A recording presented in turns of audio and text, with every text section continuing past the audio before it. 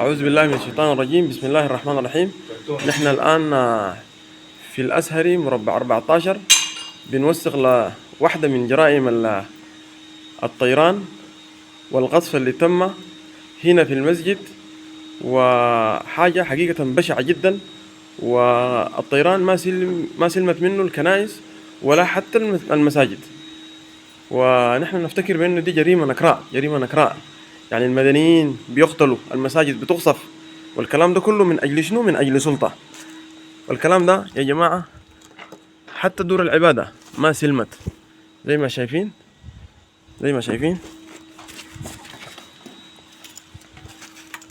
ده أثر القصف، ده أثر القصف بجاي زي ما انتم شايفين. ده للمسجد يا جماعة، المسجد ذاته مع الطيران أصبح ما عنده حرمة. شايفين ده المسجد ما سلم حتى من القصف بتاع الطيران، قاتلهم الله. ديل بيحاربوا في منو؟ الناس ديل بيحاربوا في منو يا جماعة؟ وبيحاربوا في شنو؟ ومن أجل شنو ذاته؟ دي المساجد يا جماعة، دي بنقول شنو ذا نحن ذاته. نحن الآن حنقدم لكم إمام المسجد، مولانا حيعرف نفسه وحيوريكم الحصل شنو بالضبط. بارك، تفضل يا مولانا.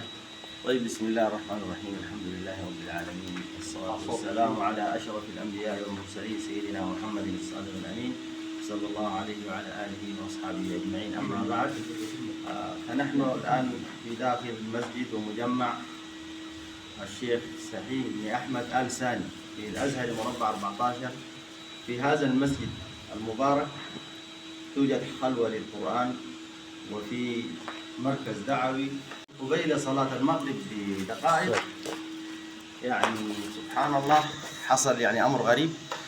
طائرة لفت تقريبا 3 مرات في الحتة دي، شايفين القوازم بجاي في بعض من غير ما نعلم نشوف حصل ضرب في هذا المحل، وكان يعني قاذفة ثقيلة جدا. طلاب قاعدين بيتوضوا، لكن الحمد لله ربنا قدر ولطف، ما أصيب أحد من الطلاب، ونحن في البيت الحمد لله كويسين.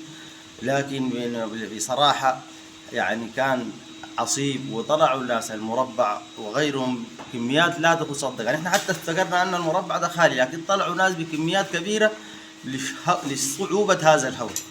وعليه أنا داير أقول أن هذه الحرب فتنة، والنبي صلى الله عليه وسلم نحن دعاة